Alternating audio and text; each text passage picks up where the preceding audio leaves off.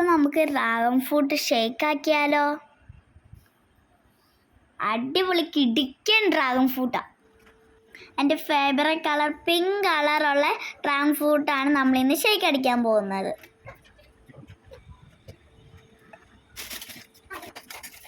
അതിലിനി നമ്മൾ പഴം ചേർക്കണം. പിന്നെ നമ്മൾ പാല് കട്ടിയാക്കിയിട്ട് പിന്നെ നമ്മൾ ഇടണം. പിന്നെ നമ്മൾ പഞ്ചസാര ഇടണം. പിന്നെ നമ്മൾ 2 പാക്കറ്റ് ബൂസ്റ്റ് ഇടണം അതിനകത്ത്.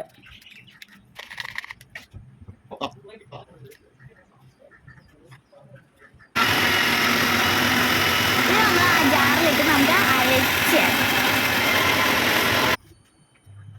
അപ്പോൾ നമ്മളുടെ റെഡി ഡ്രാഗൺ ഫ്രൂട്ട് ഷേക്ക് നമ്മൾ റെഡിയായി. നമ്മൾക്കിന്നെ കുടിച്ച് വയ്ക്കാൻ മതി.